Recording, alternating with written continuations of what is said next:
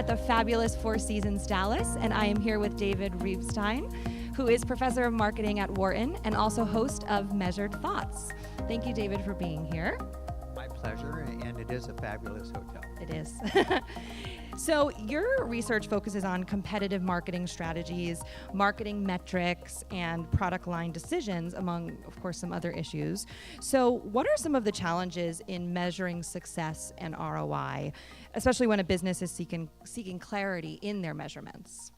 So one of the things that I find imperative amongst companies today, particularly for marketing to get budget support, is being able to show that they've got some return. One of the challenges is that return for the marketing expenditure is not immediate. Right. So I'm trying to think about, I spend money today, it has an impact some today, but it has an impact out into the future. Sure. And so for me to try and measure what the impact is of my marketing, I have to forecast what those results are going to be into the future and then be able to convince the rest of the organization.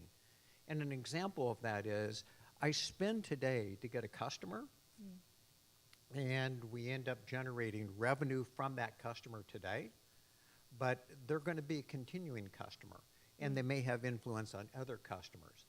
And so it's all the notion that people now are very familiar with of the lifetime value of a customer, but people in marketing are familiar with that, not necessarily the rest of the organization.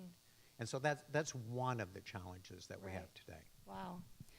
That's very interesting. And so I'd love to hear a little bit about your talk show called Measured Thoughts.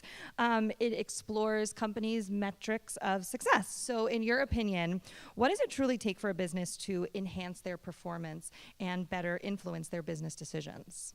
So first of all, the show, and thanks for the marketing plug on that. It's a show on Sirius XM, and it's on channel 132, and it's every Monday at 4 p.m. Eastern.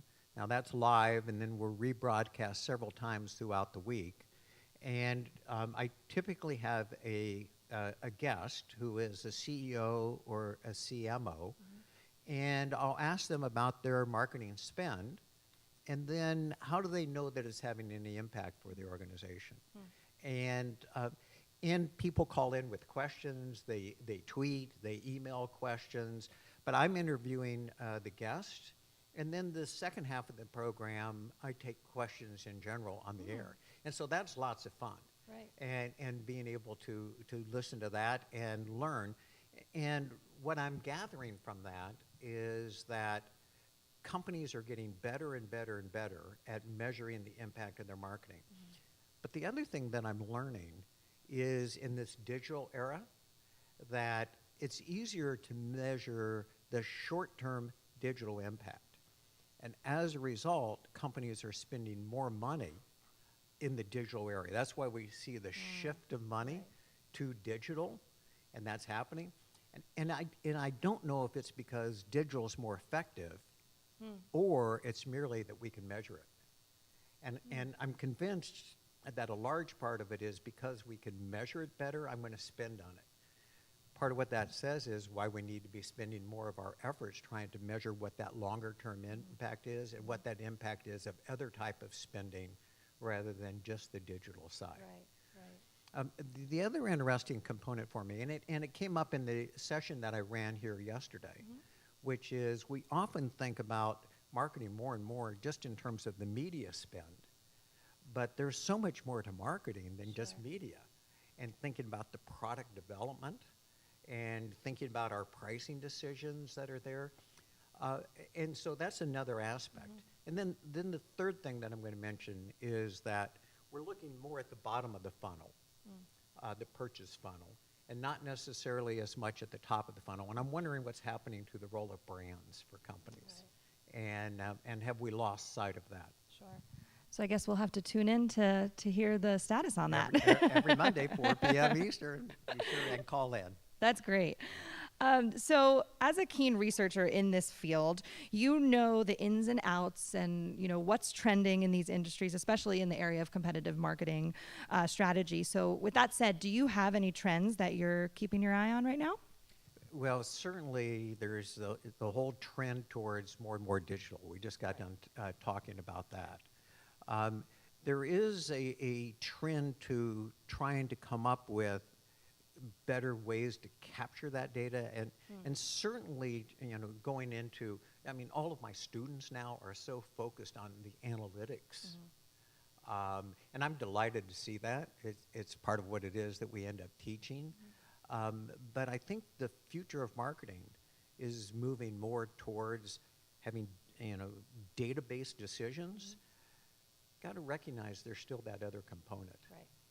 and not lose sight of that. And I think that remains a very important part for us to keep in mind. Right. Those aspects cannot go forgotten. Right.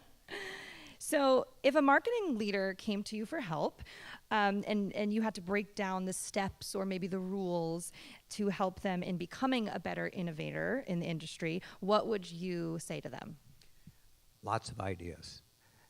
It's not an idea. You have to have lots of ideas and then test those early. And so, and by the way, another trend that's happening is all this testing. A/B testing has become much more popular and everything. But get lots of ideas. Now, ideas are harder to test in an A/B test. We could think about, I'm going to say it this way or say it that way. That's easier around one price versus another. But the ability to get lots of ideas and then get people to give feedback on those ideas. So don't find an idea and hitch your wagon to that, but large number of ideas that are generated. Sure. That's great. It's great advice. So we're so excited that you were here to join us for the Digital Marketing Assembly. You moderated some great sessions throughout our program. So what would you say is one of the benefits of coming to a small, intimate C-level program like ours at the Millennium Alliance? Well, first of all, thank you for inviting me. One of my motivations for coming was that I could learn.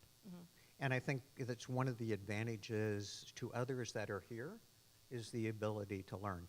Too often we're insular within our own organizations, and what's nice about this is you're in a smaller session, and you get to sort of talk about what you're doing, but you get to hear what all these others are doing.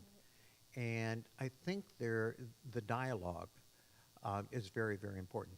The dialogue over coffee is important. Right. Everyone loves that. But then, as you say, we have dedicated sessions, and being able to hear what other people are doing. Right. Some of it is, wow, I'm not that far behind because I hear other people struggling.